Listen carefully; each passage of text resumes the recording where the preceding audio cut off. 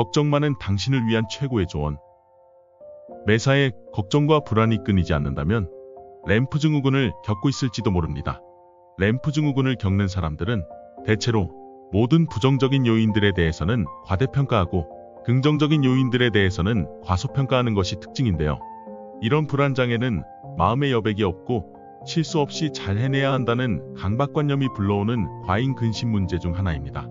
유난히 걱정이 많은 사람, 별걸 다 걱정하는 사람, 주변에 한 명쯤 있으신가요? 미국의 심리학자 어니 젤린스키는 우리가 아는 걱정의 40%는 절대 현실에서 일어나지 않을 일이고 30%는 이미 일어났으며 22%는 사소한 고민, 오직 4%만이 우리 힘으로 바꿀 수 있는 일이라고 말했습니다.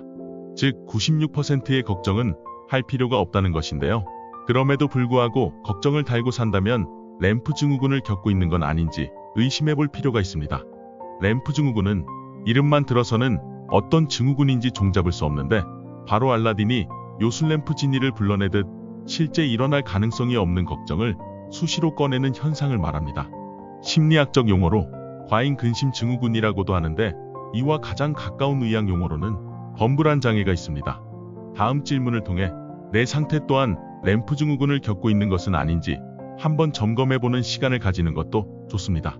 일상생활에서 과도한 불안이 6개월 이상 지속되거나 사회적인 상황에서 불안을 느끼거나 회피하는 경향이 있을 경우 불안을 완화시키기 위해 특정한 행동이나 생각을 반복하지는 않는지 살펴봅니다.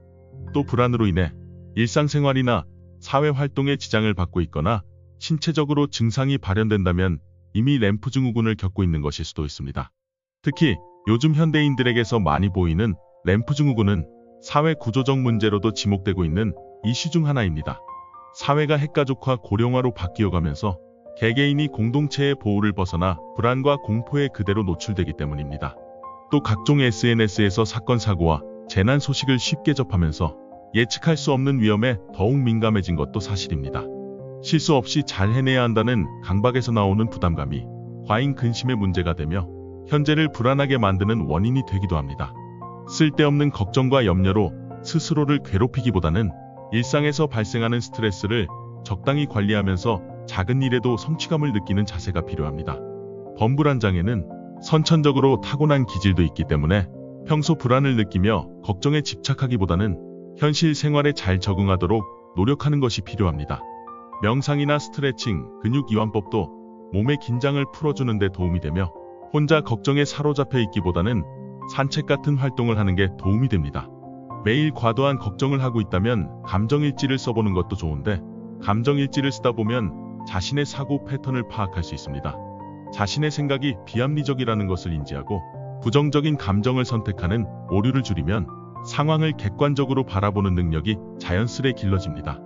걱정에도 유통기한이 있다는 마음가짐으로 어느 정도 시간이 지나면 걱정을 버린다는 생각을 가져보세요. 스트레스 받지 않고 적당히 내려놓는 삶을 지향하도록 합니다. 걱정과 불안은 스스로 다스릴 수밖에 없기 때문에 내가 부르지 않아도 걱정이 계속 새어나오는 램프의 뚜껑을 닫기 위해서는 작은 문제에 집착하지 말고 마음의 긴장을 풀어주는 자세가 필요합니다.